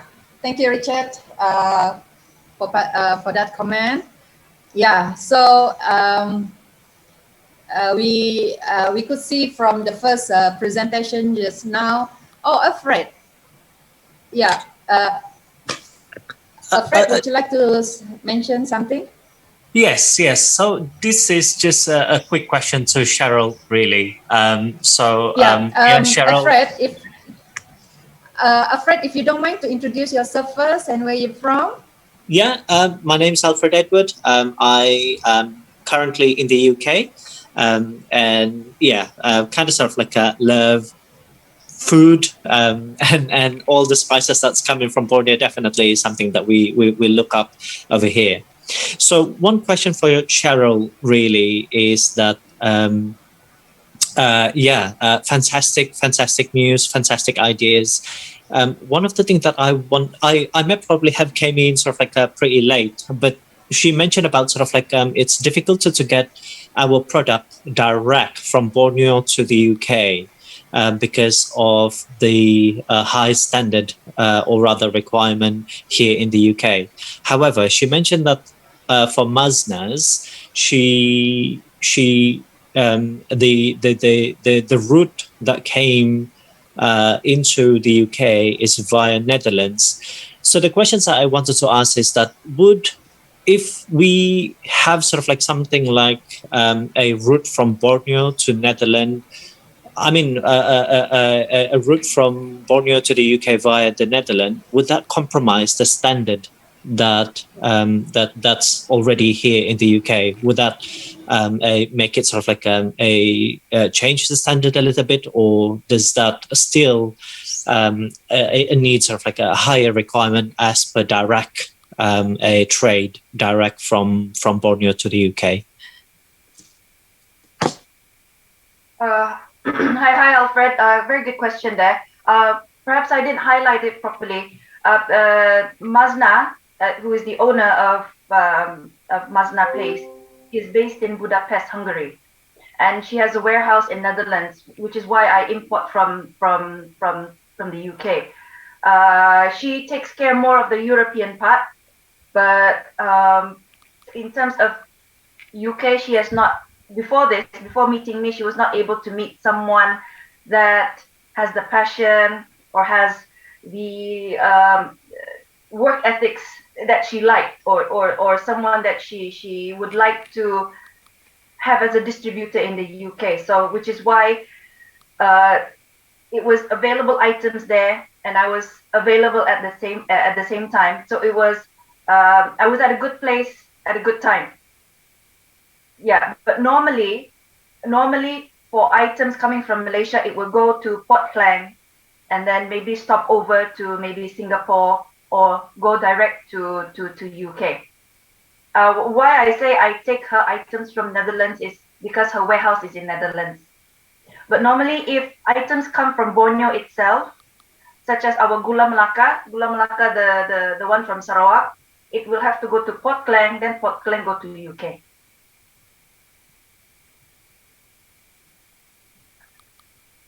All right. So, yeah, thank you, Cheryl. So, Cheryl, do you want a platform to exist that will help to open opportunities for Borneo women? Yes, Eve, definitely. We need women power. Because I am amazed at how all right, thank you so much. When it comes to that. Because our Asian ingredients itself is very colorful. We are exotic but very colorful at the same time, because we put our ginger torch, which is pink in color, and also pea is blue, and then you have your pandan, which is green. It is wonderful. All right. So thank you, Cheryl. So to all the audience, out there, when you were with us since the beginning, what we're trying to deliver here is how the sequence of idea from the three different panel from diverse background. We started from the leadership position up to the creative role, and also now is a women in trade role. So, and all of the discussion today were talking about the need of a platform to exist, especially to help the women in Borneo. So therefore, that's why Borneo Forum is all about.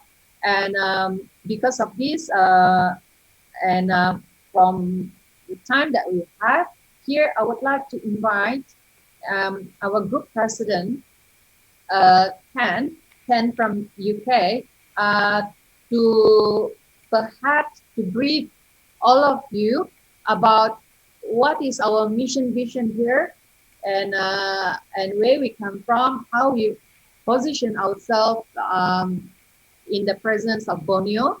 And yeah, I would like to give this stage to Ken. Welcome, Ken. Hello, hello, hello. Selamat pagi, selamat tengah hari, selamat petang. Good morning, good afternoon, good evening. Ken here from London. Oh my goodness. This is so inspiring, so brilliant, so beautiful, so complimentary. We started with Datuk Dayang with almost a macro view of women's role, peppered with the whole Eastern values and the ambitions and the vision of almost like the global quality of a woman, but at the same time, very much tapered with that beautiful Asian touches. And then we went to Lily, whose passion in music expressed in a way that how she achieved something that is usually almost impossible because of the parental restrictions and societal. And she broke through that and gave us example how she did it. And then on the third stage, we have Cheryl, who is giving us a very nitty-gritty and applied case where she tells us about her journey, and in the end, she explains what are challenges and what are the tips and things that we could learn. Oh my goodness, it's so beautifully done that I'm so in awe of all the speakers. Thank you very much indeed. Now, I am Ken dari Sabah. I'm from Papar, from Limbahau. Same. It just happened we are same village with Eve. In fact, we only a few door stop, which I didn't know at all until we later came to know. It is this pandemic that inspired us. In fact, I've always been inspired to form a kind of association or a group for Borneo, but we always think I'm in the UK at the moment, and said, oh, that's not possible because we are far away. But when the pandemic happens, that's just I saw a webinar, a forum which had 40,000 attendees in America, and the guy was charging $300 for this webinar, and I calculated he made about 15 million US dollar for that weekend webinar. I said, everything is possible now. This guy presenting, and within a weekend, his gross was 15 million US dollar. I said, wow, what am I thinking about? Let's do this for Borneo virtually. And this is how eventually the idea of a Borneo forum came about. And that's possible now. This is our third one, and it's growing and growing. Borneo we registered Borneo Organization Limited in the UK, and the reason for that is sometimes how do I say it?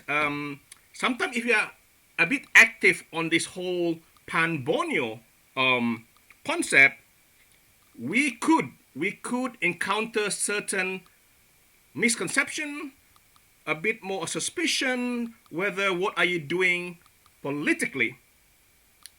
And that's always been our restriction in our mind, because I don't want to do this, I don't want to do this, because otherwise we could get into trouble with Indonesia, Brunei, Malaysia, because you are thinking of something. Now here's the question that I ask: can we, because of history that made us separated, we have Indonesia because of the Dutch history, we have Sarawak and Sabah because of Brooks, and then of course North Borneo Chartered Company, then you have Brunei, the British side. We have been separated by history. Now that's not a political statement, because Borneo is not a political organization. We have been separated by history, and therefore because of this, we do not have this pan-Borneo kind of togetherness, because we are always separated by this. We've been detected by this history. The question is, how do we become passionate of Borneo, become Borneonists, become passionate about the whole Borneo without being political? That is the question.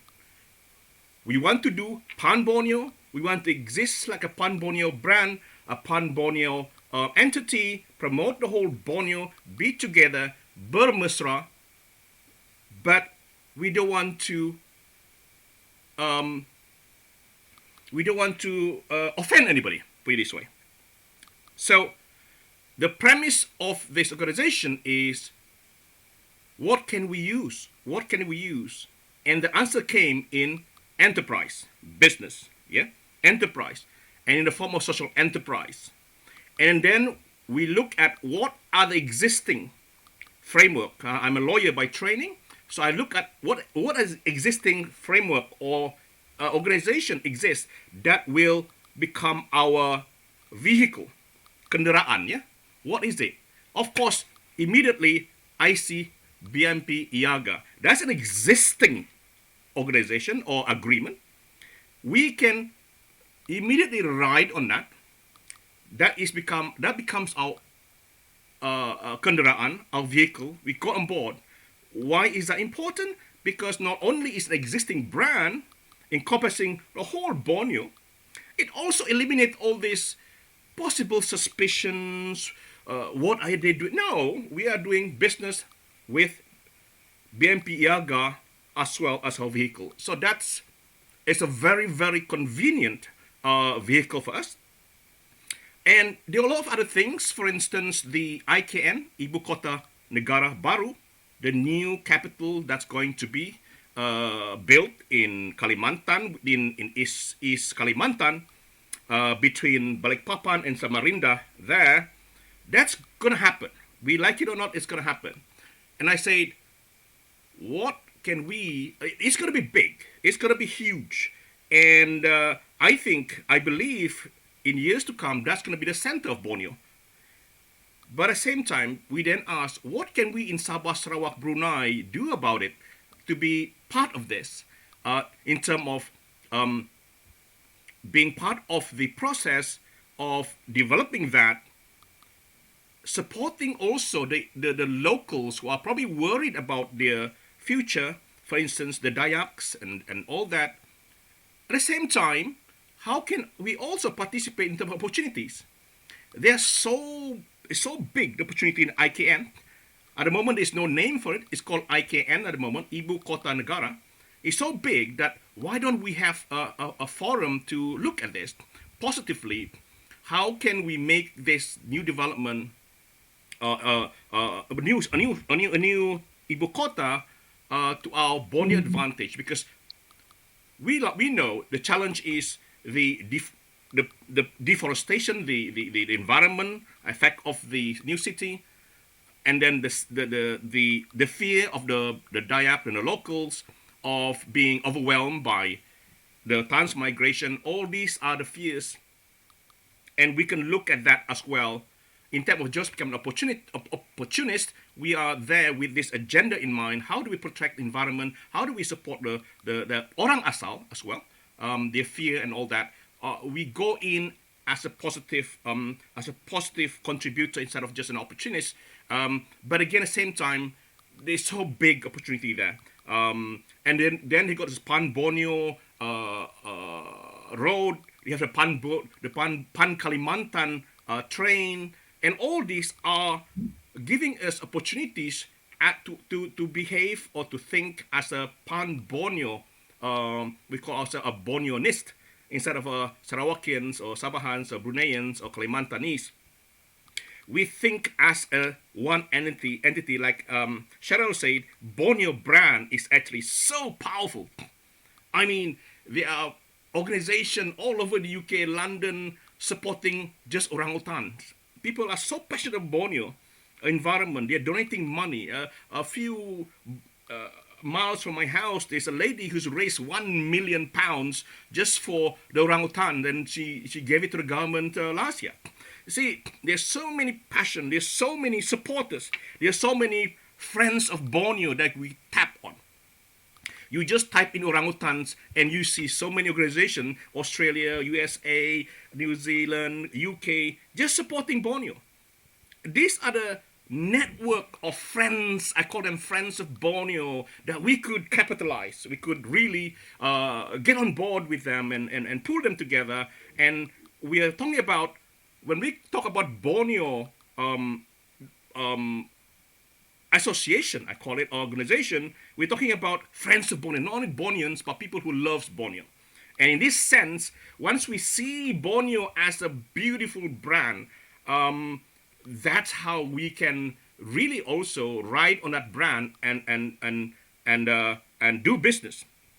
Now, with this topic that Eve picks for women, absolutely brilliant, because we know the women are the machine of a family, the most important part of a family, and also now in business and enterprise. So I'm very, very, very grateful for Eve for taking up this challenge. I'm so grateful for Datuk Dayang for speaking her mind beautifully. I'm grateful for Lily and also Cheryl for sharing their experiences. We want to take this Borneo Forum further. We are already, without sharing a lot on screen, we have channels on YouTube. If you go to youtube.com/Borneo Forum, there are only 2 sessions there for this year. We have a forum for Borneo food. No, it's a channel, Borneo Sustainable Development, Borneo Directory. All these channels have been created and going to be developed. We have 2 so-called marketplace. One is a group called Facebook group /Borneo Business Opportunities, and they're also /Borneo Markets Place. These are being developed as platforms. We start small. We use free stuff for the moment, free social media, and after that, it'll take us somewhere else. So thank you so much, Eve, for giving me the opportunity.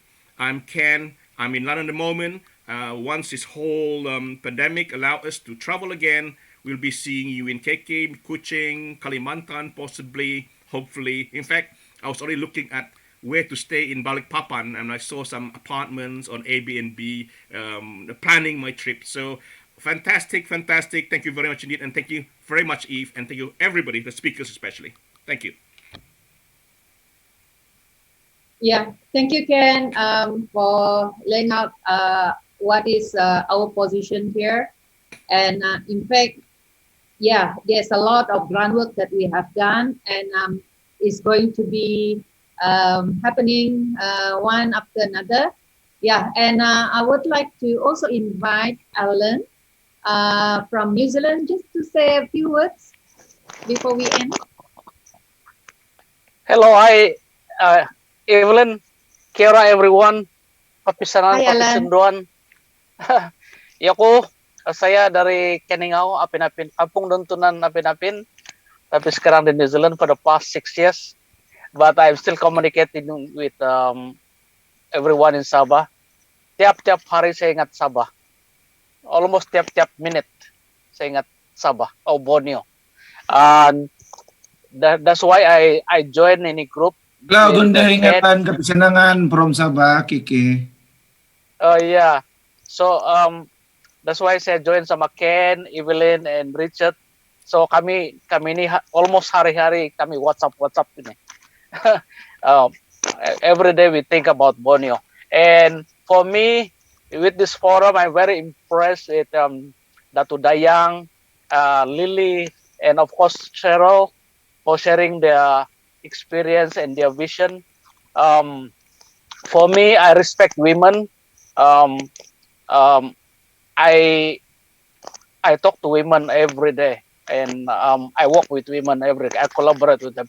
I guess I'm one of the very few guys that recognize the talents and the potential of women. And I saw it in my own family. My mom, she was a humble mom, uneducated, illiterate, but she helped my family and brought up all of us. And I also have 5 sisters, and they have done well in guiding their respective families.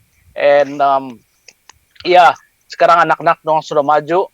But I'm also thinking about ini, what they call it, the SDG, Sustainable Development Goal #1, that is no poverty. United Nations is trying to come up with ini to achieve the goal #1, no poverty, tidak kemiskinan. So I think peranan wanita sangat penting di sini. Dan Cheryl, banyak kita yang looking at international global orientation, but I also thinking about the simple folks yang perempuan-perempuan, wanita-wanita, o ibu-ibu di kampung, o ibu-ibu tunggal, saya rasa diorang perlu inspirasi juga dan perlu bimbingan, karena seperti yang berlaku pada saya, mama kami begitu simple sekali, tiada orang kenal ibu kami. They are very humble, very simple, unknown person, tapi she did a lot of good things. So I believe there are a lot of humble women, mothers in the kampung that they are doing, or rather they are like really, really struggling to bring up their kids, their children, together with their orang punya laki, their family. So I'm impressed with what Datu Dayang said, that the family institution is very important. Lily also mentioned about that, and I also fully agree with that. So I guess Borneo is untapped island, a lot of resources that we can develop. I'm in New Zealand. I'm trying to explore a few opportunities. I'm also trying to work together with the Maori, and I'm also inviting people to visit Borneo. So I believe all of us are trying to develop business opportunities, and this is what the platform is for. And I also thank you, Eve, thank you everyone for giving me this opportunity to say a few words. That's all. Thank you. Kapisanangan. Thank you. Thank you, Alan. Thank you, Alan. And let's move to Richard for your last words here before we end the forum, before we open to the audience. Hi, thank you, Eve. Richard? Thank you, everyone, for... Hi, can you hear me? Can you hear me, Eve? Yeah. Yes. Oh, Yeah, yeah. yeah.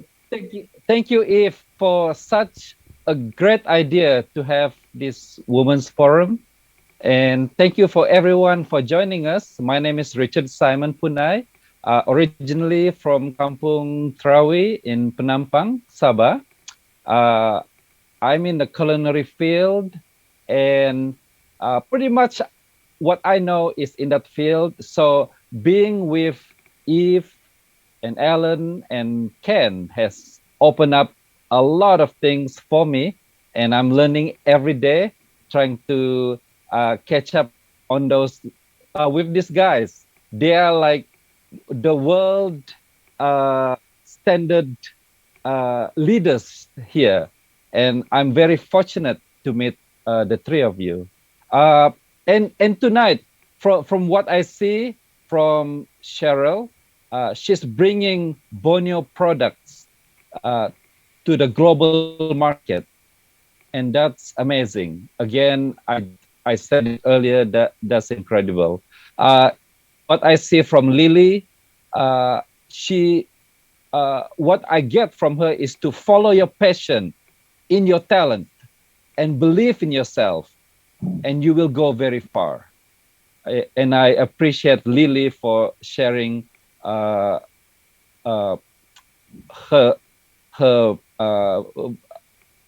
accomplishment tonight.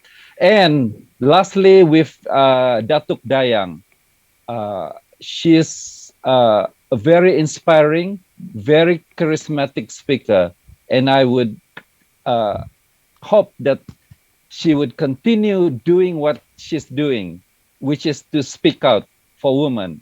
And for I think she has contributed so much to Sabah. That's why her datuship, and I can see that, and I am very happy that you invited her in here, Eve, and that's it. I think it's been a wonderful forum, and thank you again, Eve. All right, thank you so much, Richard. Let's now I open to the audience. I give you 2 minutes each to mention anything, and with this platform, before I do my wrap up, the whole wrap up, anyone just raise up your hands and take the floor. 2 minutes. Judith, Ati from US, whoever want to say. If not, I just just wrap up everything. Anyone to take up? Yeah, please. Yes, please. You. Yeah. Please say. Hi. Hello. Oh, you're mute. Hi. Hello. Okay. Yeah. Hi, my name is Yi. Okay. I just want to know after Yes, this Yi. forum, how could I connect with you all again? From where? Okay. Our secretariat is in UK, but you can always connect us through our social media. Yeah, social media. We have Borneo Forum page. You just link us. Just drop a line in our inbox. Oh, you mean which inbox? Yeah, Here or the page is facebook.com/Borneo Forum. oh, okay. Yeah. But if you can't find us, you can email. Well, that's the best place. Borneo facebook.com/Borneo Forum. Yes. Just Okay. post comment. Okay. Borneo Forum.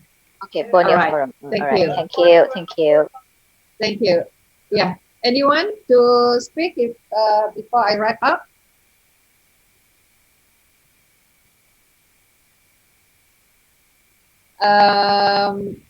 Perhaps Ati from USA. Oh, Yifu. Yeah, Mui. Lipu. Yeah, would you like to say something? Yes, I like to say something. I'm Lee. I'm from Papar as well. And I was very impressed by Ken. He has an overall vision for this Pen Borneo vision, which is always in my heart too. So I do F&B business and I'm a property agent. And I always, even though I'm not a native, but I'm a pure Chinese. My father is Hakka, my mother is Hokkien. But we born in Borneo, in Sabah here. I always love Sabah very much. And I always want to do something for Sabah before I die. So I always think of product. Like Switzerland, they can come out a product called Rolex. And then the Rolex bring them big wealth for the whole nation. So I always think of what can we do? What can we innovate? What can we invent for Borneo? So that is something that is totally belongs to our here. And today I just speak to a friend. I said a Borneo recipe. A Borneo recipe consists of Chinese taste, Malay herbs, combined with Indian and combined with Indonesian, combined with Philippine some more. That the taste is so much special that is only can be found in Borneo.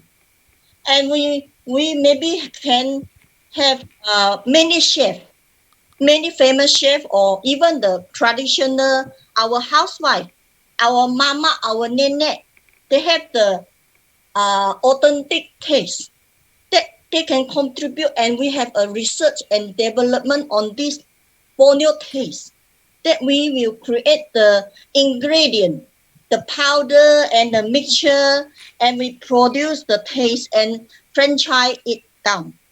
And Sabah will be a unique place that we can find the taste. That is like you have the Sabah traditional, the Borneo traditional taste, like you want the Hokkien mixed Cantonese, the mixture amount, because we have mixed marriage. We have so many tastes, you mix here, mix there, and that is so colorful taste and so multiracial taste and so much of rainbow taste here. So I believe we Sabah or we Borneo can create such a recipe today. I just talked to my friend. My friend said I'm crazy, but today, after I joined this forum, I think it is possible. Thank you. Wow. May I say something about Thank that? you so much. Thank you. Yeah. Mui, oh my goodness. If that doesn't encapsulate our dream, if that doesn't encapsulate our vision, I don't know what is. That exactly what she said is exactly what we have in mind. Thank you very much for understanding our passion. I'm an Orang Papa too. The Papar is getting powerful. Eve is from Papar. I'm from Limbahau. Thank you. Oh my goodness. Papa. Joe is from Papar as well. Yeah. Thank you. Hopefully, I'll see you in Papar soon, Mui. Yes. Welcome. Yeah. Thank you. But we all from Borneo. And sell drinks and juice. Okay. Hi, hi Lee. We're all Bornean here. Hi Eve, may I speak with Lee about her comment? Yes, Lee. Yeah. We should get together and do a cookbook for Borneo cuisine. Yeah. Okay. Some of us the herbs, very healthy. Yes. Yes. Yeah. We'll probably talk about it. We'll try to make a cookbook, and we'll probably try to commercialize this cookbook into schools or into households in Borneo, and eventually produce a cuisine that we can export it throughout the world. I already opened a shop, but my shop 3 years already I opened. I'm waiting for the recipe. Until now, no. I'm not found yet. Okay. Then we should put together something then. Yeah. Well, then, I mentioned briefly, we created a channel, youtube.com/Borneo Food, a compilation of all kind of videos about all kind of food in Borneo. That's a start. And hopefully Richard will develop that by posting videos about these recipes and all the recipes you're thinking about. So the platform is there, and then social media is there for us to harness. Thank you. Okay, Eve. All right. Thank you, Ken. Right. Without I give my final conclusion, I would like to invite these three speakers to say about 2 minutes of conclusion. So I start with Datu Dayang. Yo,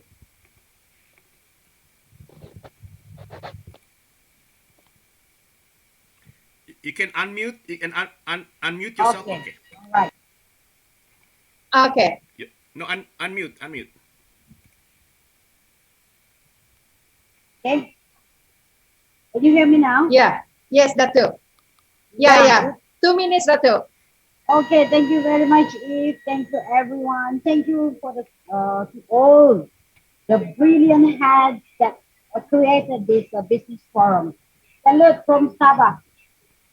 And though you are far away in UK, in USA, and everywhere, but the heart of Sabah is still there with you. I'm very proud of everyone. I think, like me, I have been going around the world just to mention where we come from. As Eve say, when I say Sabah, nobody knows. But I say I'm from the island of Borneo. We are internationally known with Borneo. I said I'm the queen of Borneo in China. So it has been a very nice interaction with everyone, and I'm looking forward that like just now there is a suggestion for the cookbook on the Borneo recipes. That's a good idea. You know, sometimes we have to convey our idea.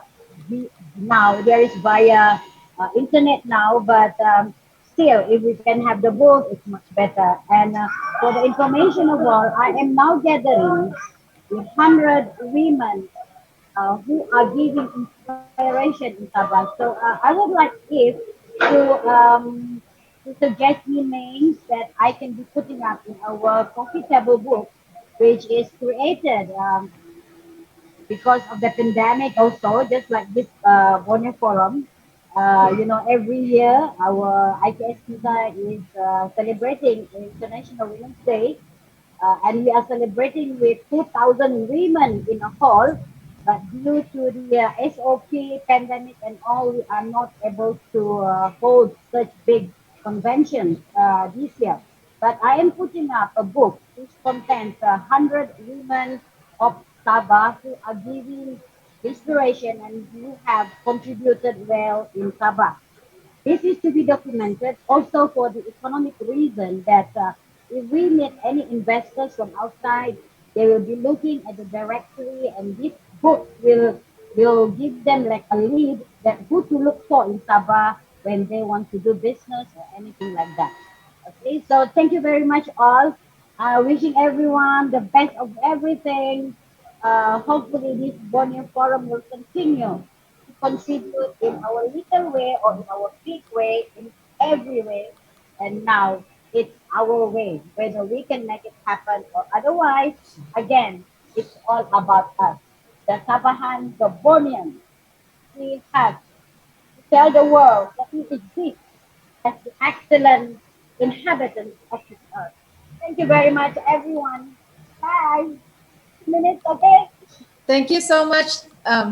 Thank you so much, Dr. Dayang. And we wish you very best of compiling the 100 inspiring women of Sabah.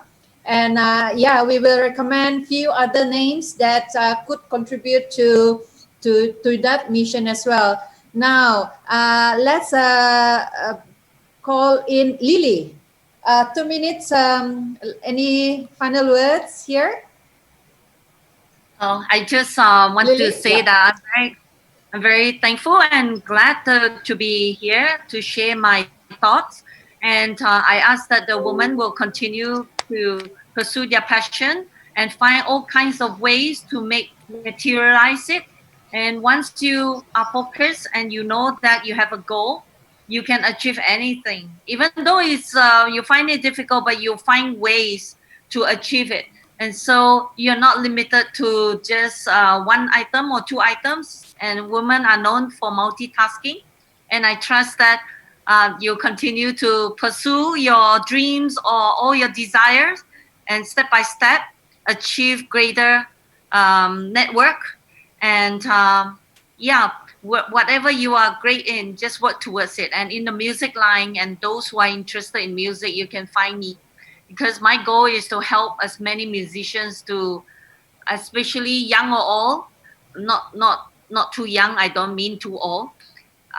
You can learn music in a special way if you know the rules.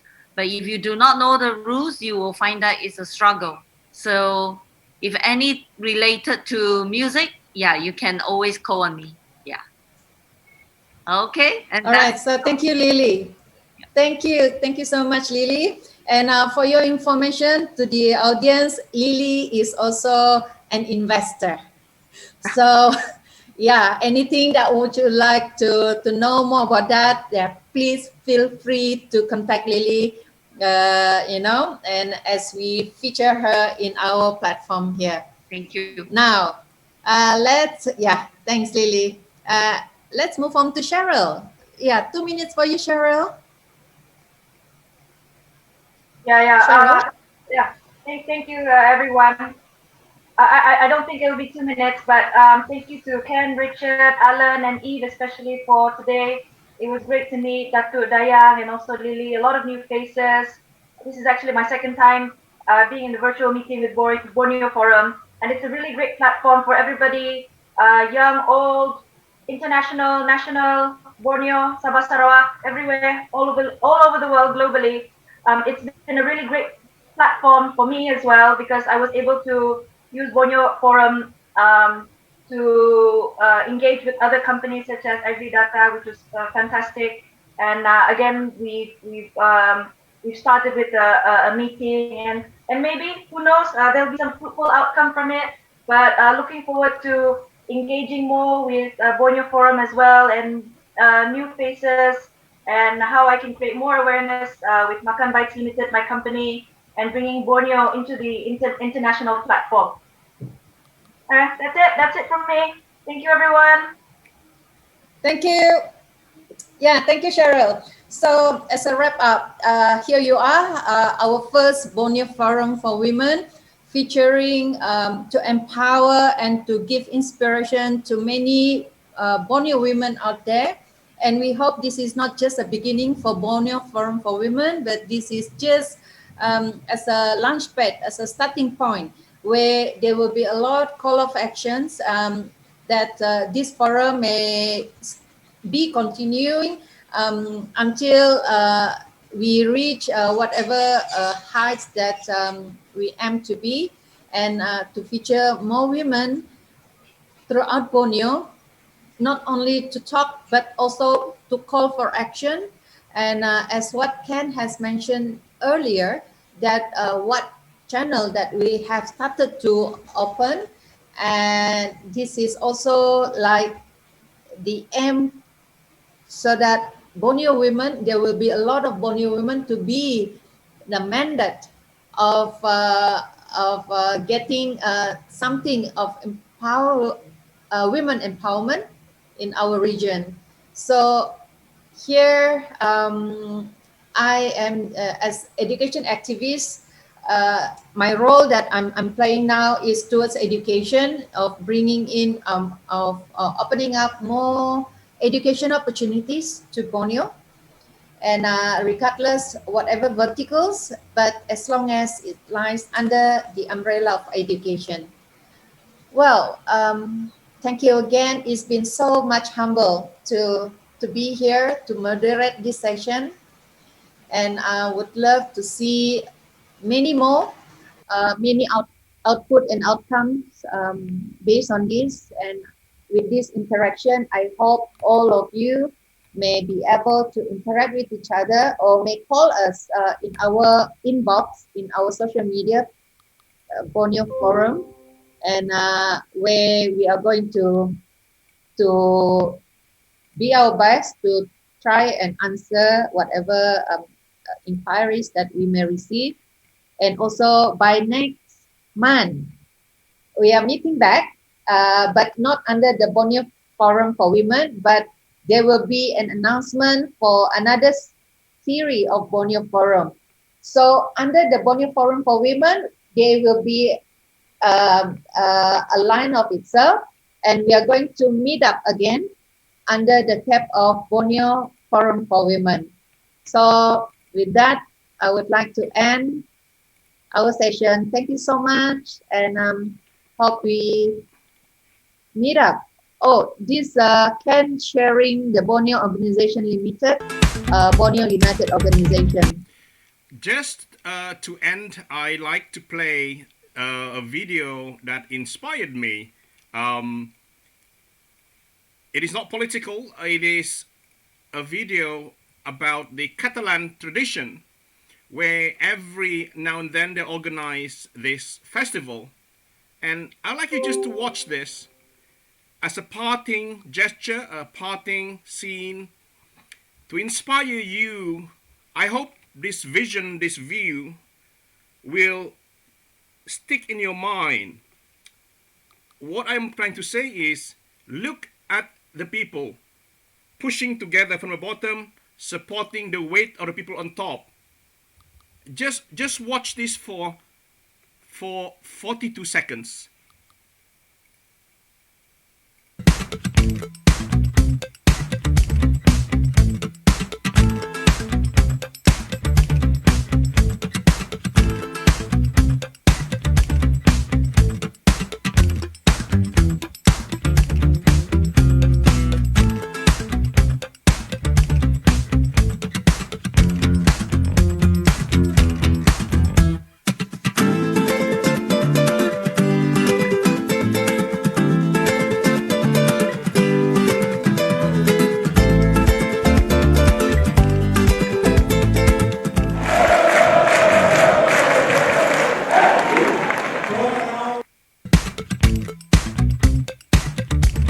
I don't think I share the sound. I'm not share the sound now.